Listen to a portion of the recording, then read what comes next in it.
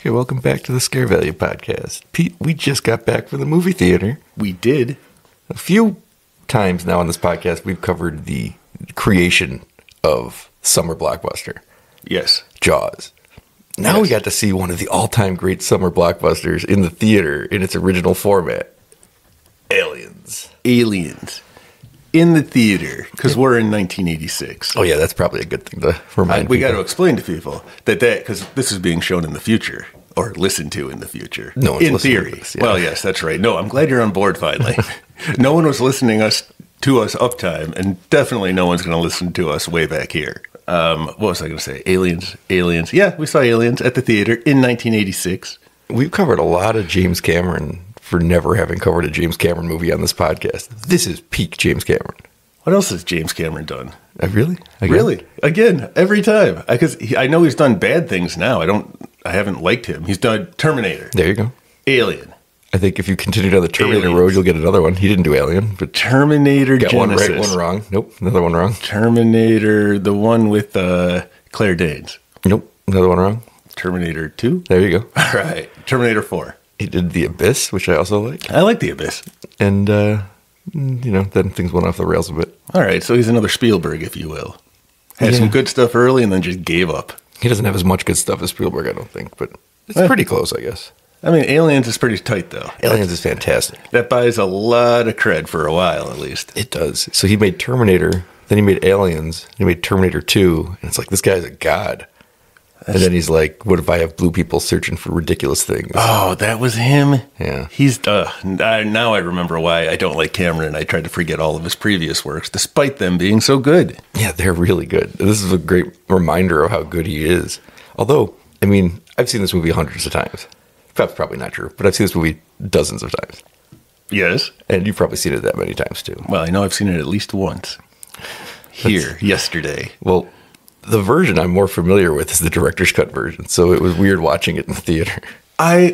Is the director's cut, because I thought there was a daughter plot line. Yeah, it's the thing that was cut out of any movie ever that makes the least sense. There, while we were watching it, I was sitting there going, I swear to God, there was a whole thing like her daughter, while she was in hyper sleep, her daughter died of cancer or something, right? Yeah, okay. Because she's asleep for like 60 years or something, but it doesn't make any sense to remove that. It takes 2 seconds to do. It deepens the entire plot of the movie, and they just cut it. It's weird that they cut it. All right, well, that was really bothering me because it's been a while since I've seen it, and I was sitting there going, I swear there was more to this than just Sigourney Weaver hanging out with the little kid. But man, she was super protective when you don't know there's a backstory. It just is so fucking weird that isn't in the theatrical cut, because I don't know how to even explain. Like, it's like, did Cameron, he almost had to have control of it because he wrote it, he directed it, he put it in there, he puts it in his director's cut. All right, I don't know. Why would the studio cut out 15 seconds of deep explanation as to why it's so important for Ripley to save this little girl? You know, I got to say, I don't think it didn't. It bothered me only because I couldn't remember what I was missing. That's true. And now I do think it's much better. I don't know why, but it didn't really hurt the movie. Like the movie's got so much cool stuff going on all the time that it does. And nobody else in the theater, it's one of those mind fucks to think about. Nobody else in the theater even knows that was cut. They don't even know that exists. Right. So they're not thinking it in terms of what we are, where it's like, where's that part? They had a good time. Everybody had a good time. This is a great movie. It was. And I don't know if you've been paying attention to advertising. Nope. You know what's coming out this fall? This fall? Yeah. Even better than Aliens, but in that theme. Better than Aliens in that theme. Yeah. In the fall of 86. TV show.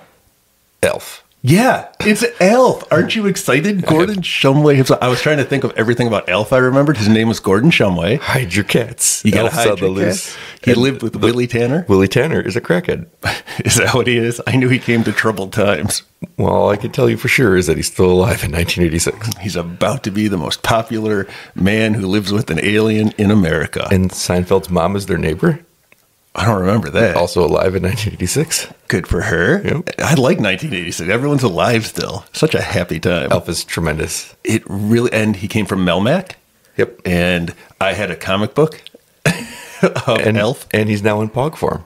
And he's now in Pog form. That's correct. This is the Elf podcast. But yeah, Elf is coming. I'm so excited. I don't remember. I think it ended on a cliffhanger. Like the show got canceled and it was like the government came, just like they came for E.T. It did. There was a TV movie later that just kind of picked it up from there, but didn't have the Tanner family in it at all. I am going to have to wait for that to come on because I have not seen it. I was about to say, if we never figure out how to get out of here, maybe we'll just cover it on the podcast episode by episode. An Elf I would do a weekly Elf episode. An Elf side podcast. As long as we're talking about aliens, right? We gotta stay on it. I don't think enough people talk about Elf. I don't think so either. And I think that we're about to change the world. All right, so we're done with this. You know, it's funny. We'll do I think it ran for like 4 or 5 years. We'll do all 100 episodes of it, and at the end, all we'll know is that he eats cats. His name was Gordon Shumway, and that he's from the planet Melmac. And we might learn the names of the other people who live with Willie Tanner. Unlikely. No. We might get to see. We could try to pick out when Willie Tanner is doing crack off That's scene. true. You know what else? I think he was doing it with a hooker in a sleazy motel, is my recollection, if that is correct. If not, apologies to Willie Tanner. Imagine if it was him and Elf in a hotel room. That's all I imagine. With that big nose of Elf. Imagine how much. Oh, wait, I don't know how you do crack. Is it snorting or is it smoking? I don't know the answer to that either. All right, I'm going to have to go do some research. I'll let you know how that goes. Is that the one with the spoon? Heroin, maybe? Oh, good that's Lord. heroin. I don't know. Oh, I think you smoke crack. You might. Crack is whack, yo. I think you smoke crack. Oh, I might. I see what you're saying there. People hand me things to smoke, and I just smoke it. Here's what I know how to do. Cocaine. It's easy. It's everywhere. That's the one that goes up your nose. It's like in the faucets. It's like glitter at a strip club. It's my favorite thing in the world. It makes you so happy. And you get so much done. I get so much done. Your walls are covered in writing. Yes. It's amazing. I don't know how you were so productive. Well, I do. It's cocaine. Yeah. There's a secret. I'm not telling what it is. I tap my nose because I'm like one of those 80s. Oh, I am in the 80s. And then powder falls out of the other nostril. Yeah. the movie Powder made by the guy that was this child molester. Yep. There's room up there now because, again, no septum left. Man, should we warn anybody about that? You said we're not allowed to. That's right. We can't mess with the timelines. All right. Thank you for keeping me on track. Can't screw up the future. It feels like the only things you don't want to warn people about, though, are the horrible things. Because, again, you were out there telling people to bet on the Mets because they're going to win the World Series. Aren't they? Yeah. I'm pretty sure they are. I'm doing a lot of people a lot of favors right now. I know, but you won't warn those kids. Which kids? They had it coming. Oh, no.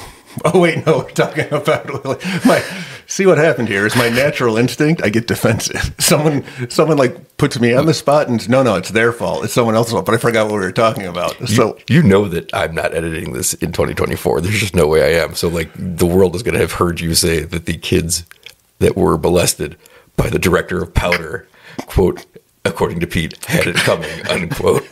That is not taken out of context. That is what was said. You know what? You've got it coming. I'm going to introduce you to that Powder guy.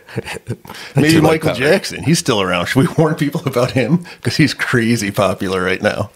Like crazy popular. I know. And he's pretty much done with the great music. So I feel like we could just take him down. You know? Will this absolve me of my former sins of saying the kids had it coming if we saved the kids from Michael Jackson? Like at least balance the scales? I have a friend back in Uptime that anytime like a musical artist dies, when they're not at their peak anymore, he's always like, I already got the good albums out of them. He just moves on. It was like, he loved Michael Jackson. He's like, but it's been like 30 years since he's had songs I cared about. I still have those songs. That's true. I guess it's not a. Oh boy! All right, I'm going to digest that one for a little bit. That's the ultimate separating the man from the work. I just don't care that he's dead. I have the work. All right, anyway, aliens, not the elf variety. Interesting. That stood for alien life form, by the way. I never knew that. Did you know? So that made me. Now that I'm thinking about it, I wonder if aliens is an acronym because we know they're xenomorphs. Were they ever given that title in the actual movies? What? They are in this one. Yeah, they are in this one. Okay, I don't remember. I'm pretty sure. Okay, I knew that's what they were called, but I never knew it from the movies. I think Paul Reiser calls them that. Good old Paul Reiser. I wonder how Helen Hunt's doing. He's perfectly cast in this movie.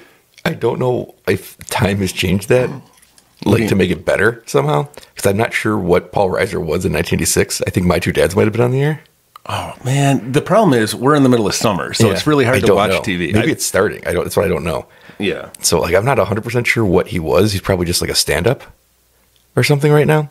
But watching him now post Mad About You and being, just Paul Reiser for the last 40 years is fascinating because he's a perfect villain. Yeah, he is. Oh, Moonlighting's on right now. I know that. That's true. Okay. Back to Paul Reiser, not Bruce Willis. Peak Bruce Willis. Paul Reiser is a good villain, and he plays such a smarmy little Yes. guy so well. Just want to smack him. He's so horrible. I fucking love it. And I want him to be like this now. I'm Mad About You when it comes out. I hope that they change that in the future. They just make him like that. Like he'll be likable until like the midpoint, and he'll just turn on Jamie every time. I don't remember that And show. she'll run off with the dog walker. Is that what happens? I mean, like in the show, does Paul Reiser's character turn weird? Like, does he, do the shift? What's his name in this movie? In this movie? Yeah, do you remember? In Aliens? We're just gonna call him Paul Reiser. No, everyone has cool names, so I'm sure he has a cool name. Let me try to think of it. Okay, His name is Burke. Burke the jerk. We got another. That's what his name is. We got another group of good names. Obviously, Ripley's back. We learned her name is Ellen. She had a first name? Yeah, she did have it in the first movie, No kidding. I thought her name was Ripley. but she tells Hicks what her first name is in this movie. Good old Hicks. Hicks. Which one was Hicks? Is that Michael Bain? That is Michael Biehn from Is it Bean Terminator. or Bain? You merely adopted the dark. Oh, a reference. Our references now work backwards because nobody here understands that reference because it doesn't exist yet, as opposed to the ones we do Uptime where nobody understands them because they're from the 1930s. Wait, there's got to be a middle ground somewhere, right? Mid-90s, maybe? There's a point in time where our stuff would play really well. We just have not found it, which is weird because we've now traveled to two different time periods. 94, I feel, is good 94? here. Sounds good. We can get there. think- They still won't get that Bane reference, but I feel like they're... Bain's not around yet? Well, he's around in comic form. Yeah, that's what I thought. In comic form. Yeah. Now, in comic form. Is he in Pog form, though? Everyone's in Pog form. Oh, 1986. 1986 is amazing. I thought Pogs were a 90s thing. You know how it is. You go to the playground, you do your cocaine, you win some Pogs, you watch kids get what they deserve. It's the 80s, baby.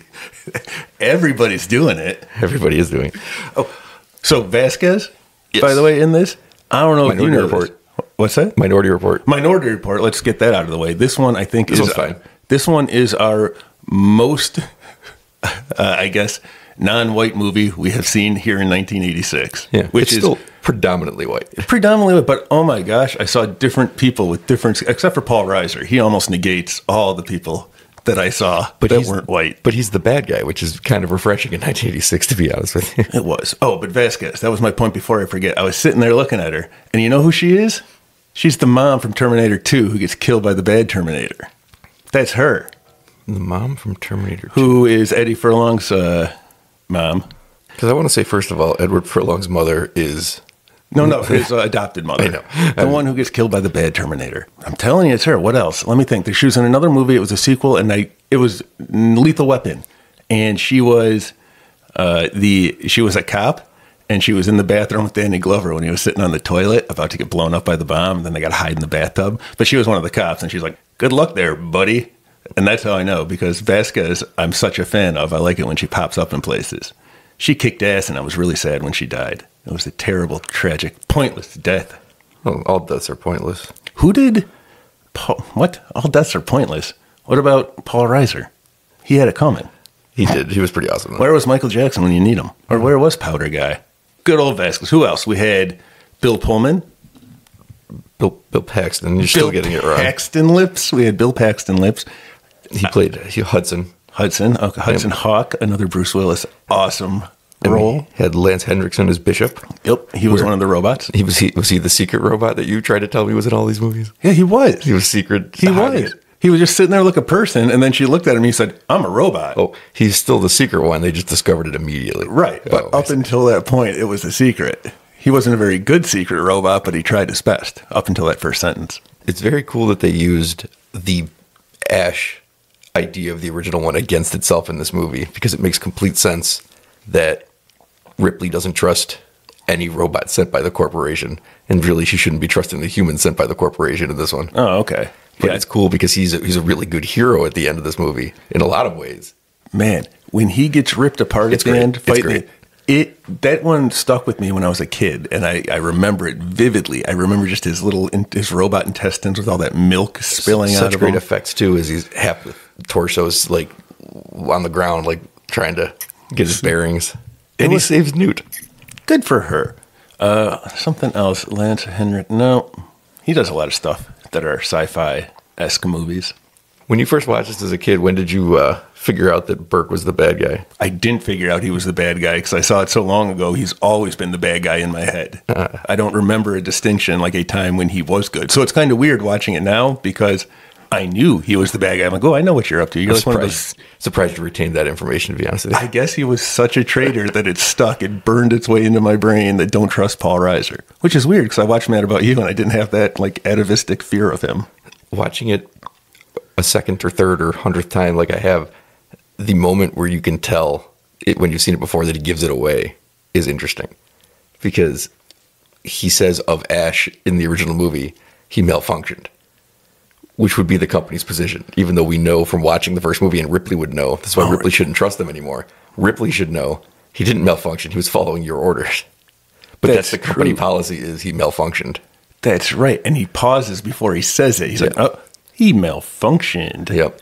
And then winks. And she looks at him like, but then she trusts him and be like, well, I'll go with you. It's like, no, Ripley. Although it's another movie that should just be called Aliens or Alien 2. Just listen to Ripley. Because she's right from the beginning. Don't go there. Blow it up. Let's get off this thing and blow it up.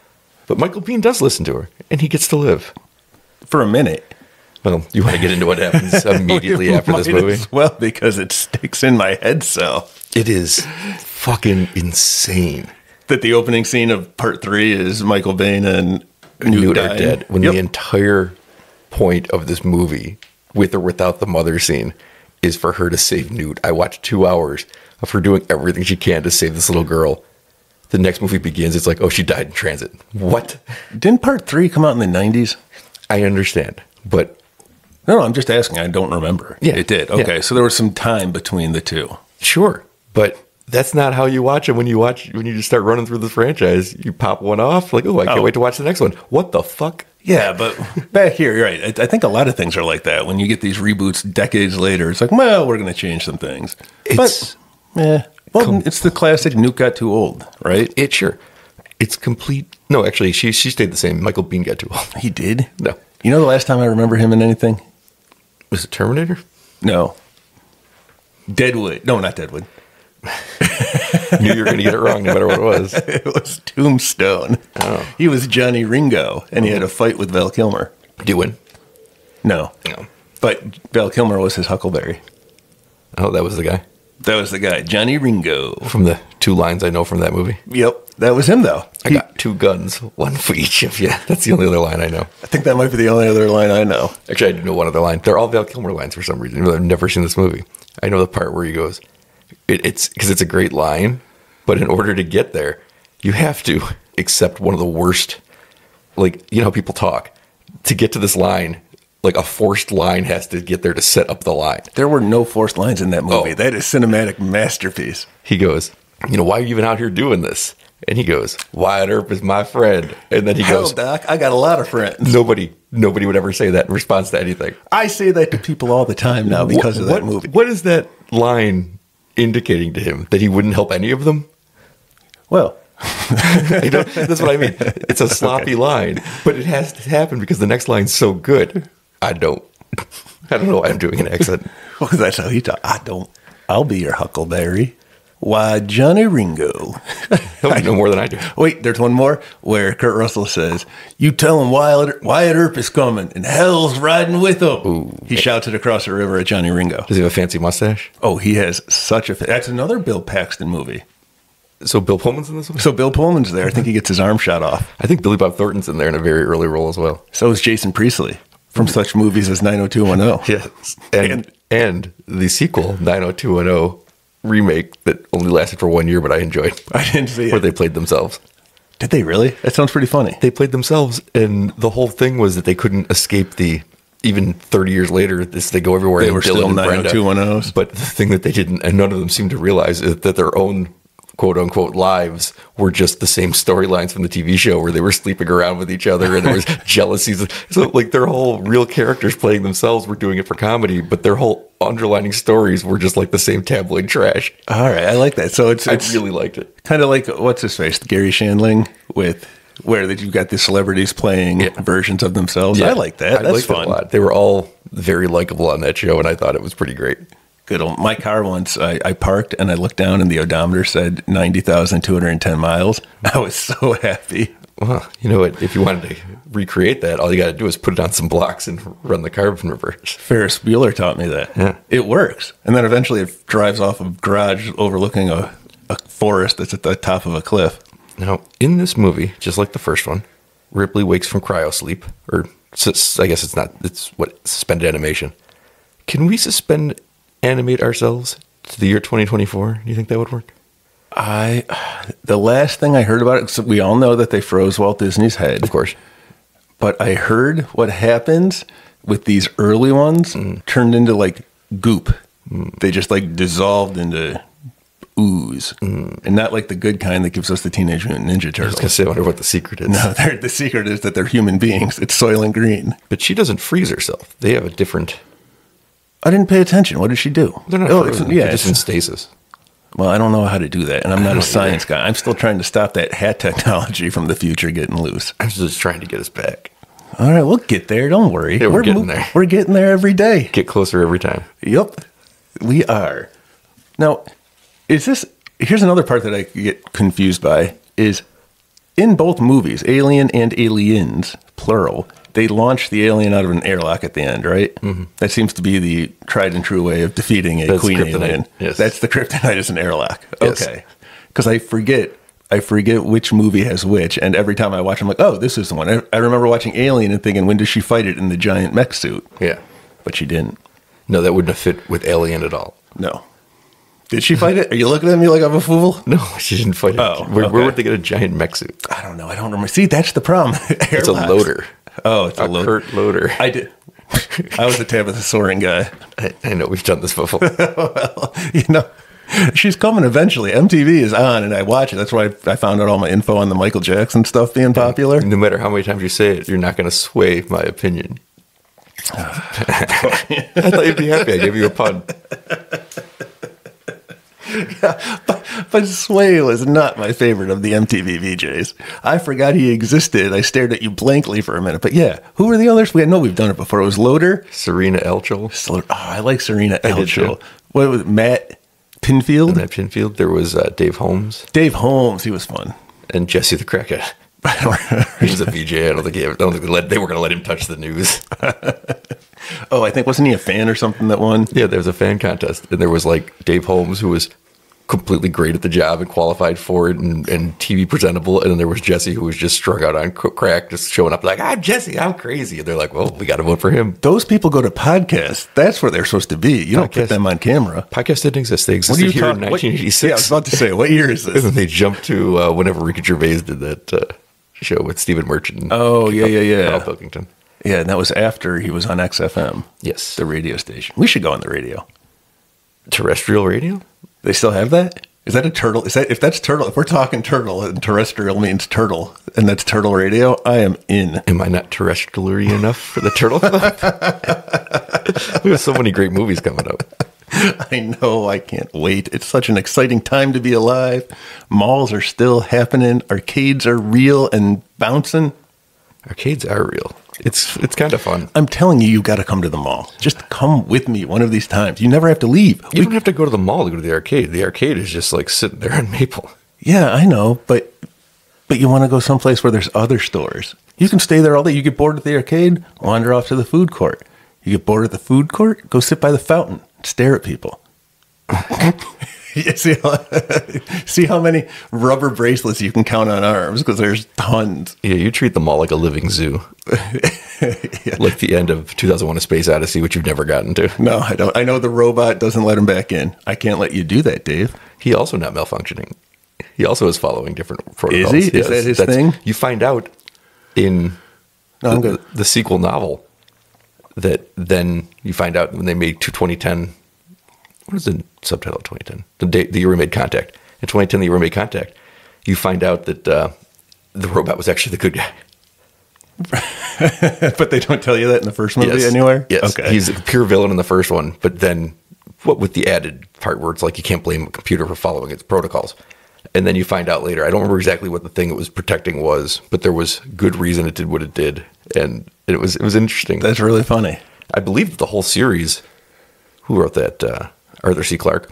Sounds right. I believe the whole series ends with him with Hal. Like, I think he dies in 2, but then his conscience like lives on in like the new world. And I think like maybe the new world's going to just be populated by AIs, which is kind of what's happening in real life. All right. I did not know these things. Yeah, it gets a little weird, but I really like 2010. It's one of the more underrated movies. I look forward to seeing it then when it comes out. Roy Scheider in Jaws. He's in Jaws in that movie? Yeah, he's playing Jaws. He has dolphins in his house. That's a Sequest thing. We're mixed. Yes. This is the bridge. No, that's where they issue orders and control the ship. I'll never forget it. Like, I just saw this movie when I was young, and then I saw it again when I was an adult, and I put away childish things. He has a house. In his living room, there's just like a pool in the living room that's connected to a bigger like lake outside, and the dolphins just come in and swim up and say hello. And I'm like, this is the coolest fucking thing I've ever seen in my entire life. Oh my God, I feel like I've seen that somewhere. Yeah, because it's so cool that even if you don't remember the movie, you remember that. That movie has like John Lithgow's in that movie. There's somebody else in that movie too. It's a surprisingly good movie. That is one of those movies because it's not 2001, got shit on forever. Yeah, and then you watch it back and go, oh, it's really good.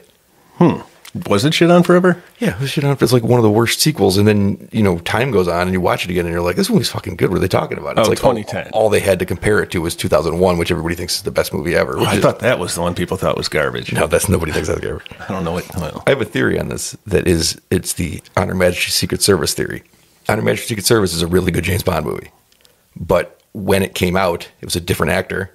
Nobody wanted it. They wanted Sean Connery. He'd left over money. Is this one of the first ones? Or? Yeah, so there's like 4 movies with Connery, and then there's this one, and there's like another movie with Connery after. Or maybe 5 movies with Connery, whatever it is. It's 5th or 6th. And it's actually a really good movie. And for years, and I mean, from like the 60s, this movie's like 68, from like 68 until 10 years ago, the movie was just shit on relentlessly as being one of the worst James Bond movies. And then a critical reappraisal happened, and people were like, oh, this is actually really good. And I have a theory as to what happened. It's not that people finally figured out the movie was good. It's that when it came out, there was only things to compare it to were Goldfinger and Dr. No and From Russia with Love, like the best movies. You go 40 years in the future, and you got a lot of bad Roger Moore. You got Dalton movies nobody liked. You're into the back half of those Pierce Brosnan movies where he's driving invisible cars. And you look back and you go, I think I like those ones. You know what's actually really good is this movie. I think that's what happened. But it got dumped on just by its context in time and its placement. Yes, except it actually is good. So it's not exactly the same thing as like a middling movie getting. I think there's a better example. Let me think about it for a second. Oh, I'm trying to think of who our Bond is right now.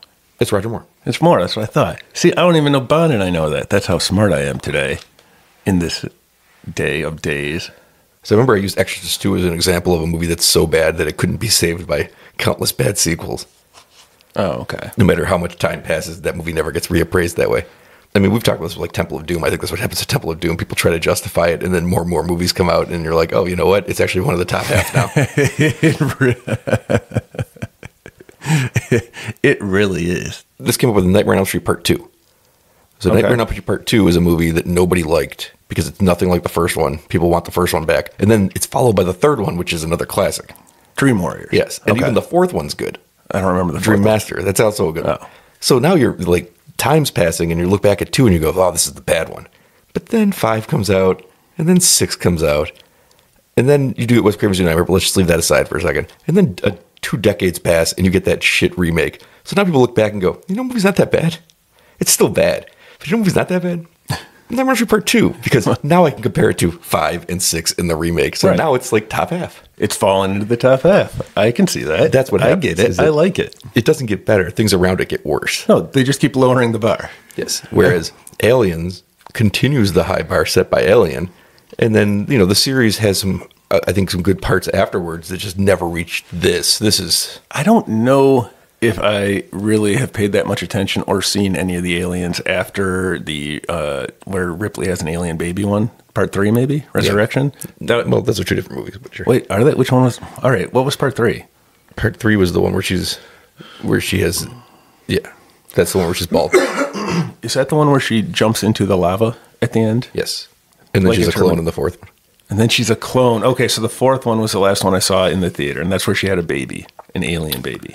That was the bad one. Yeah. I don't remember her having an alien baby in it because I don't remember anything about the movie except Winona Ryder was the secret robot in that one. That's right. Secret robots, man. Was she a good one or a bad one? I don't remember. Who was the secret robot in 3? I don't remember. Oh, come on. I know it had a good cast. You're going to make me sit here and wait until that movie comes out to be able to watch it and answer this question? I hope it's Charles Dance. I hope it's Pee Wee Herman. Still alive in 1986. Is he dead in Uptime? Oh, no, he is. I knew that. Oh, no. Sometimes I don't know if you're serious or not. Should we warn him? About what? That he might die someday? Yeah, I think he's going to take that real seriously. I warn everybody about that. He'd be a fool not to listen. We're trying to help, man. We're trying to help. This movie has some of the best one-liners. Oh, this movie is chock full of them. How is Schwarzenegger not in this movie? He's already worked with Cameron. There's one-liners everywhere. We know Cameron likes to work with the same people. Yeah, I guess he's too big a star to like take on a role of like a... Because wouldn't he have been amazing in the Bill Paxton role as the guy who's afraid of everything? That's exactly what I was just thinking. Can't you just see it? I don't think Arnold had a sense of humor back then. I think it would have been bad. I don't say bad, but he had an image that was making him tons of money. That's what I mean. He was making Kindergarten Cop not long after this, though. That was somewhere in the 90s, though. You want to know what Nick Cage is up to? He's not up to anything. He is. God damn it. He's filming Peggy Sue Got Married. No. What he did was he went to McDonald's. And you know what he got? He got 3 Happy Meals. And you know what the toys were? They were Muppet Babies. I don't know what ones they were because I was too far away and I couldn't see. And I don't think binoculars were invented yet. Whoa. Back up. Look, I have places to go. Back up. I have a question. Muppet Babies are in the toys right now? Yes. Why aren't we going to McDonald's? I don't know. I don't like Happy Meals. You did go to McDonald's. I mean, you're stalking Nicolas Cage now. It's not stalking, first off, because I've got a letter from somebody that claims to know Nicolas Cage in some capacity, and it talks about the word stalking is used and harassment and cease and desists and things like that. So I don't like those words. Those are trigger words. It's 1986. You're not allowed to be triggered. No, I'm not. Can I ask you a very simple question that you haven't thought through even one bit? No. Couldn't you just introduce yourself to him as the writer of the movie he's currently making? We can't mess with the timeline. We already messed with the timeline. That is factual. No, that already happened. Yeah. But in the future, it already happened too. So we're allowed to mess with that one. In fact, I would argue we had to mess with it because Peggy Sue Got Married did come out and it did have Nicolas Cage. Yeah. So everything we did was supposed to have been done. Mm-hmm. But I can't go introduce myself to him. And that's messing with it. Okay. Well, instead of getting threatened with lawsuits for being a stalker, couldn't you just say to them, I'm the writer of the movie he's making. We just happen to run in the same circles. I yelled at that letter for a good long time. I don't know that it accomplished anything, but I haven't gotten any others since. And it would help if I could figure out ways to look at him from farther away to see what he's... There's not a lot of Nicolas Cage news happening right now, Brian. Can I ask you a second question? What? How'd they even mail this to you? That's a good question. That's a very good question. The mail is incredible. It's going to get our packages all the way to 2024, and they can find you even though you don't have a house anywhere. The United States Postal Service used to be a proud organization where these mail people do not stop.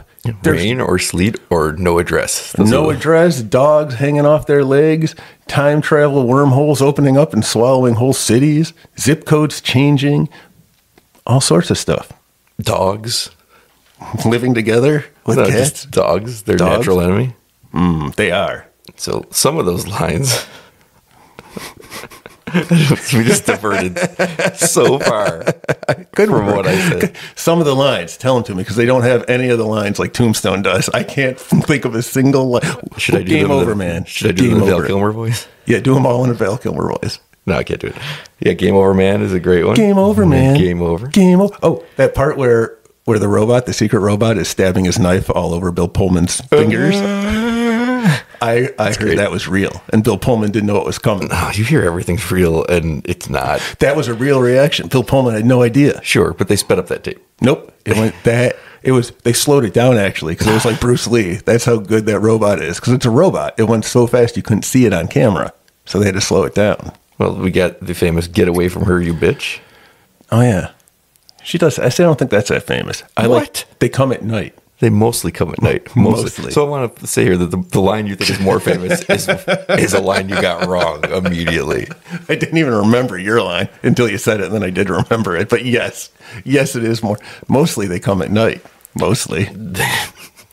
They're usually here around the afternoon. Yeah, mostly. Late evening, early evening, mostly.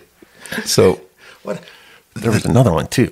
The decision to make this an action movie is picture perfect because you can't recreate Alien. Right, that weird claustrophobic horror kind of thing. Been done. Can't do it a second time. It's a tact that most franchises never figure out. They just try to recreate the wheel again, and you can't do it again. But the fun is you got a whole race here, like a whole species that we did the Minority Report.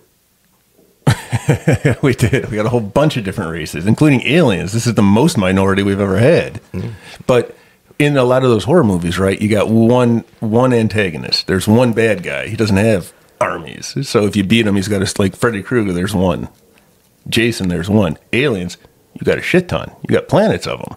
So you have that option to make it an action movie, which is awesome. It is. And I gotta be honest here, like, this isn't the first time I've picked up on it because it's stated explicitly in the movie. But when I was a kid, I never realized they were going back to the same planet from the first movie. I didn't either. Even though they talk about it, and I noticed this time especially, they mentioned it several times. They talk about it constantly. It's the entire first act is saying, we're going back to LV-426, and I'm like, sitting there, stone-faced, like, no idea what they're talking about. It's like, you colonize it? No, because my friend was out there and he saw hundreds of these things, and I'm sitting there like, not perceiving it at all. They found the ship. That's what they say. They found the ship that we were on. I want to say something a little controversial for fans of this movie. For an act, maybe an act and a half of this movie, I don't think the corporation's wrong. What was their point of view? That there's nothing wrong on the planet. Because there had been nothing wrong on the planet for 60 years. They're taking this herp thing is, they're all going to be dead. They're all in trouble. And they're like, no, they've been there there's been people there. She doesn't know there's people there. It's like, there's been people there for generations. I don't think that they're incorrect. Was it? I thought it was only a first generation. Like it was relatively recently that they had terraformed it. And maybe. They were still working on it. They've been there for long enough where there's never been an account of anything happening. So from the perspective of the information they have, I don't think they're making really weird choices in the beginning of this movie. Well, I feel like they are because they're the bad guys, and I know that because I knew that Paul Reiser was the secret bad guy. Every movie has a secret bad guy. I think they do. In the first movie, it just happened to be the secret robot. Yep. Remember? Yeah. Double secret. Yes. Secret times two. But yeah, to your point, I thought real quick before I want to talk about my secret robots, I thought that was one of the changes in this movie, one of the, I guess, non-editor, non-director versions.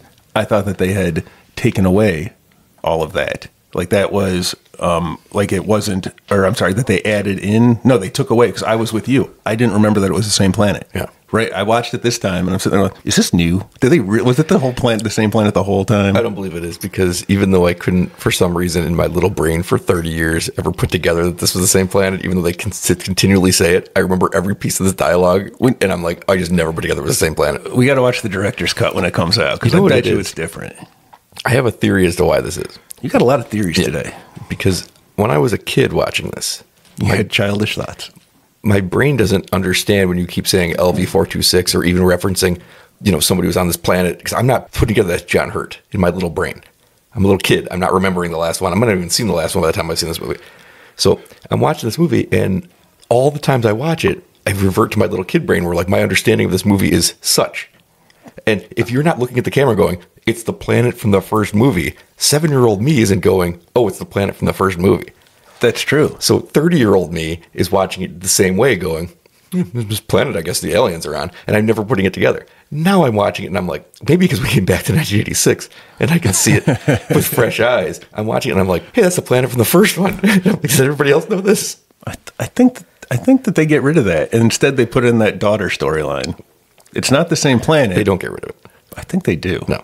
Are you sure? I think my explanation was better. I don't know about that. I think you're right, though, about that viewing things through what you remember as a child because you couldn't process things the same way. It's an actual lesson about screenwriting in a way because it doesn't effectively tell young people, that it's the same planet, even though it's saying it 17 times. That being said, there's enough going on that as a young person, I didn't need it. Right. That's also part of the reason I never got it. Was the first act of this movie isn't my favorite part of this movie. So it's too slow. Why am I paying 100%. Attention? I'm not paying that much attention to it. Which one would you watch more? If so you're flipping the first one, yes, really? 100%. No kidding. If I'm flipping channels, I'm probably going to stop on Aliens more often than Alien. No, but this one I think is more influential because everything from the way that they commandos, what are they? Marines, Space Marines. Everything from the way the Space Marines are dressed to the style of the action here has just been done everywhere. I mean, you watching Starship Troopers, you're playing Halo, you're playing even like Doom, and it's like, this is what these guys all look like. Were there anything else like Aliens before this? A big fighting monsters kind of thing?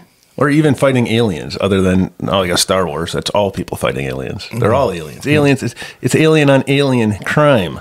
Well, this is 2 months before Elf, so I think this is the first. I hope in that Elf movie that there's a battle for Melmac. There's not. Oh, They run around a government complex, and I think Martin Sheen's there.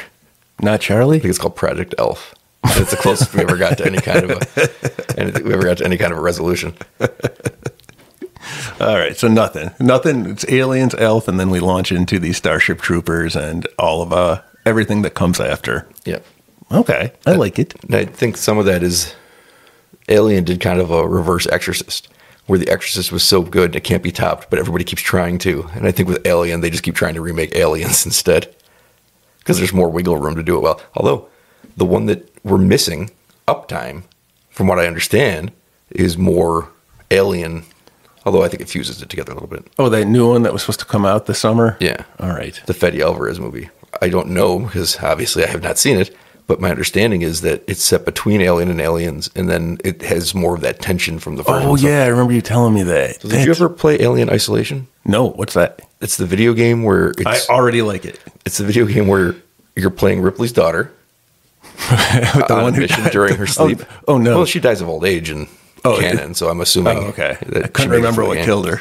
Yeah, at the beginning of this said cancer. That's what I thought it was. Either that or Michael Jackson. She dies of 66 or something. So it's her on a ship, and there's aliens on the ship, and there's androids running around.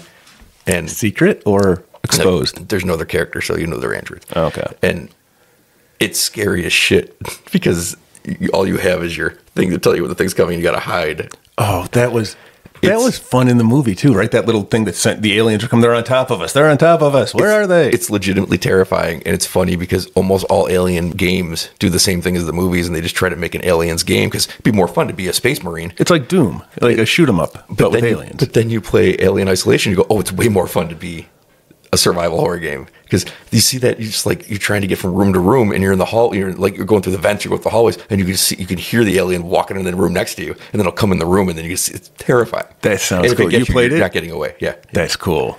Unless you get one of those giant robot suits. you can get a flamethrower and kind of keep it away. You can try doing things later in the game, but it's like a really effective piece of business. That flamethrower. The flamethrower when Ripley kills all the baby aliens after the alien, like they make their little truce, the Queen and Ripley, and they're like, "Nah, fuck you." And I'm like, "That's right." Boy, that was badass. it was a choice. It was cool. What do you mean it was a choice? That was an awesome choice. Those fuckers had it coming. I just feel like it's completely understand saving all these lives on this dead planet, I guess, but whatever. But it doesn't really jibe with me with what her sole purpose is in this movie because she's got Newt. They're going to get away. And she's like, let me kill all your babies, anger you, and then string this out for another 20 minutes of danger. Because she doesn't want, she got away from them once, and these fuckers just keep getting bigger. She's got to stop them now. I get it, but I don't Also, know that it fits. I'm sorry. I was just doing my job, and then I get attacked by one of these things, and then I wake up and my daughter's dead, or maybe not. I guess not now. In the future, I'll find out that my daughter died, and I find a new daughter, and I want to take care of her. And you know what? I'm about tired of these aliens, and I'm going to kill their babies too. They killed a lot of people. That was another one of those lines we didn't have on here. She says, "I'm tired of these motherfucking aliens on this motherfucking planet." That was a good one. That was a good one. I freak out. You know what? I take it back. This is a very quotable movie. Pretty good. Now, it also has the weirdest choice I've ever seen in any movie ever. Right, hold on. Because it doesn't make any sense. Let me think. It is a weird choice. Yes. It is the alien falling out of an airlock again. No. At the beginning of this movie, when Ripley wakes up from her pot, She has pants on. and she's sitting there with the cat, and Paul Reiser comes in, and she says, you know, how long have I been gone? She's like, 66 years. And she's like, holy crap. And then an alien bursts out of her chest. And It's a dream sequence. And yet that information was true. I assume, I see what you're saying. It's I took that, such a weird writing choice. I took that as she's been awake. She's been in the hospital, and we just join it after she had woken up and she's having one of those dreams. You know, she's been awake for, say, a week and she's having dreams, and we join her like day 4 of being awake. Key pertinent information to the plot is delivered in a dream. But I thought he tells her that later too, like confirms it. Really? Well, I mean, the next scene is like, okay, yes, we're in the future. We're talking about what happened to your ship, and they're blaming her for it, which is funny. I'm just saying that I see what you're saying. The way they delivered the dialogue was they had such a good idea for what to do next that they never thought, but this kind of undoes everything we just accomplished in the world building. Yeah, I get that. I get it, I guess. It's just always been so weird. It is weird because it stood out. I recognize that too. I saw that, and that's why I made up that little story in my head right away just to explain it away. Sure. I mean, who doesn't dream of Paul Reiser at their bedside? But it's such a weird thing. They want the gag so bad that they don't care that it doesn't narratively fit with what they're doing. Yeah, but then it's gone. And like I said, well, like you said, the first part's not the fun part of the movie. The first part's just the slow build-up to get you where people blow everything up. Yeah, it gets very fun. And I feel like they play a little fast and loose with the acidic blood in this movie, I'll be honest. I noticed that too. Sometimes it could cut through everything. Yeah. Other times it seemed to just be around. I'll say this, though. It is damn perfection, as close as you can get to, for trying to adapt something that was made for a haunted house scary movie into a giant action flick. All that stuff's not going to work. The acid's not supposed to be there for the purposes of Billy Peltzering the entire lot of them. But it works as well as it possibly could, even though it doesn't really fit what it was created for. Yeah, it does work. It really does. Did you have a favorite Space Marine? Well, yours was Vasquez. Of course it was Vasquez. I mean, I like Hicks because he listens. Because like all I want in these 2 movies now, all I want is somebody to be like, you know what, maybe we should listen to her. And then when he gets forwarded to in charge, because Paul Reiser's like, I'm in charge, and he's like, no, actually, this is a military operation. He's in charge. Like, I say we go to the space and blow it up, and I'm like, yeah, that was fun. I waited a movie and a half for somebody to listen to Ripley, so like I think it's him. Okay, Hicks was up there, but yeah, I got to go with Vasquez. She blows shit up, and she blows it up good. Yep, including herself. I know. Well, if you're gonna go out, I'm gonna take those fuckers with me. She would have definitely blown up all those alien babies. She wouldn't have even made a deal first. She ain't got time for words. Also, she talks with bombs. One thing that makes this movie stand out so well is that it is a big action movie, but it's practical effects all over because we're not CGI'd yet. Absolutely, and I'm really digging 1986 for that. This is, I think, 5 good movies in a row we've done. And if you want to include, because we did previously Uptime, we did Jason Lives. I think we're 6 for 6 in these 86 movies. Oh, 86 was a Jason Lives, huh? Yeah, Jason Lives, and then we got transported back here somehow. We still haven't figured out how. These are good. I don't know about the sleeping thing. I don't know if we want to try that. We should. I mean, I will go to sleep for 45 years if I have to. I'm not 45, I guess, 38 years. Tell you what. Remarkably practiced at it. I'll tell you this. If I go to sleep for 45 years and I wake up in my panties, there's not going to be enough CGI in the world to remove what's bursting out of that. I've said this before. It shuts down your body functions. Her hair's not growing. Why isn't her hair growing? It did. It grew to that length and then stopped. That's hair only grows to a certain length and then it stops. And then it falls out and a new one replaces it. Hair grows to a certain length and then you die. No. After you die, it starts growing again. That's why your fingernails and your hair starts growing after you die. Oh. But the hair gets to a certain length and stops until you die. So hers stops. Ken would be happy. This one stopped above the shoulder, and then it grew out longer later. Well, later, yeah. I mean, she's getting closer to death. The longer your hair, the closer to death you are. It's like a clock. You know how you beat it? Shave your head. Then you can't die. No, this was another great one. Big summer hit. I like it. No butt shot. I miss those. What else did we have? There were more than, there were lots of women in the last Alien movie, too. Yeah. By lots of women, I mean more than one. There was 2, yeah.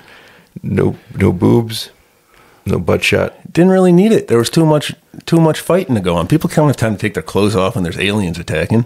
Yeah. I appreciate that. What was the other? Do we have a 4th one? Oh, what we were looking for, yeah. Nudity? You didn't pick up on any of that while I was doing it? No, I didn't. I was just sitting there, you listing things. What do we got? We got to see boobs or nudity. Didn't see them.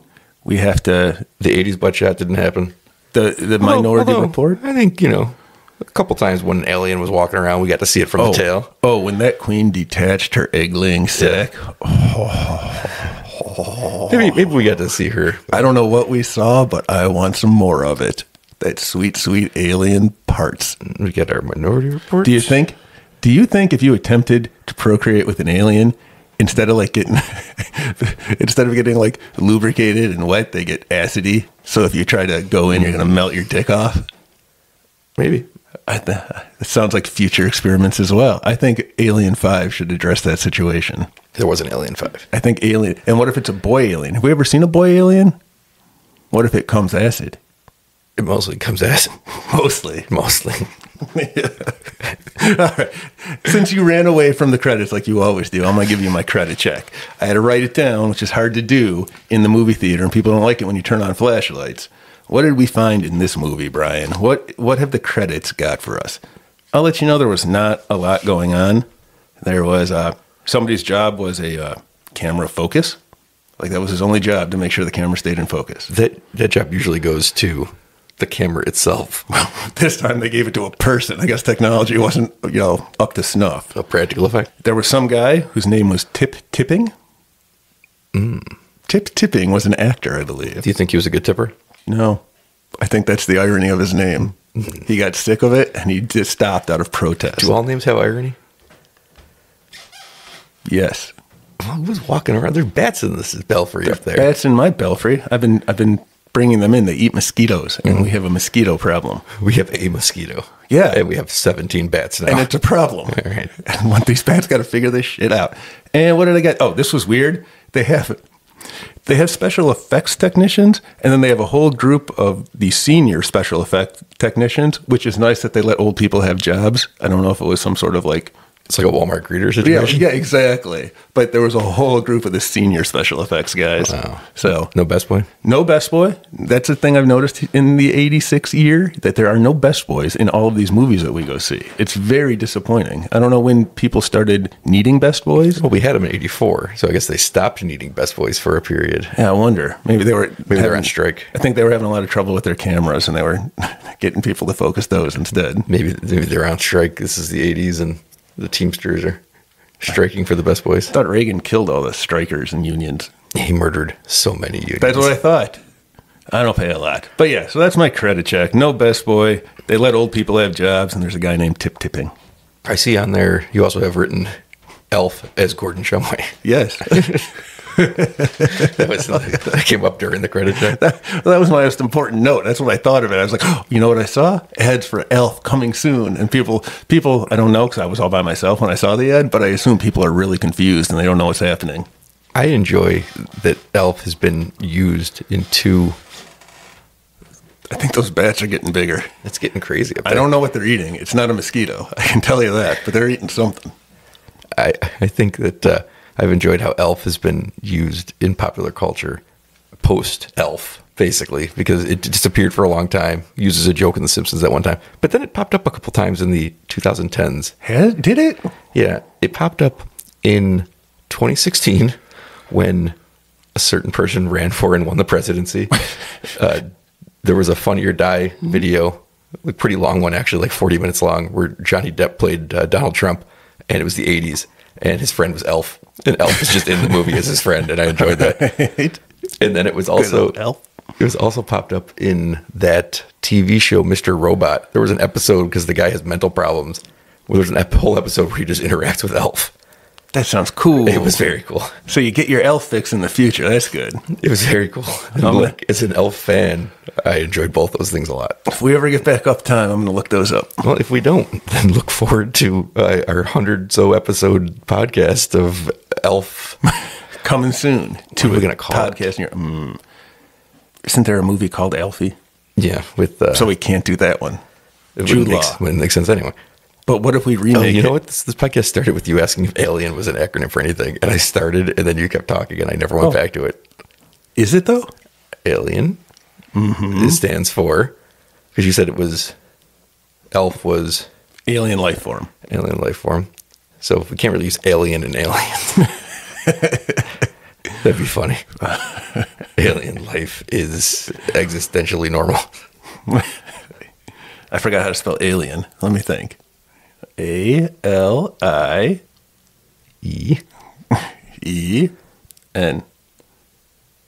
Nope. Nope, we didn't have one either. Nope. Got nothing. So we'll name the Elf podcast just Elf Podcast. Elf podcast. I was trying to think of the acronym for alien, and all I had was anal lovers in Europe. Now. Or nut. Either one. And then aliens would be nut swiftly. They don't mess around. They don't wine and dine you. They just wham bam acid in you. Moving on. They don't even 69 you? Nope. Oh, that's horrible. Just straight up acid. Selfish. Wank wank. Dissolve. All right. Well, we're going to be back. We literally are going to be back next week. I don't know when these are airing. We might be back in the future. We might be back in the past. I'm going to start injecting things into my veins that I find on the street. But do you know what comes out in 1 week's time, Pete? Obviously, I don't. Not Elf. A movie I've never seen before. I'm going to experience for the first time in the movie theater. What movie? What movie? What movie? The only movie ever directed by the father of Joe Hill. What movie came out that Stephen King noted murderer? Noted murderer Joe Hill's father. Famous for being the father of a murderer. Stephen King? Stephen King. You almost made me do it. Is it Maximum Overdrive? It is Maximum You've never Overdrive. seen I've Maximum? never seen All Maximum right, I'm Overdrive. so excited. That's a fun one. So join us. Hey, you know how Ripley had to fight these aliens with like Space Marines? I did know that, yeah. Maximum Overdrive is kind of like that, but with trucks, and they're stuck at a gas station. So, get ready. You know what the worst part is? I never put together that gas station was from the first movie. Anyway, we gotta go. We'll see you next week.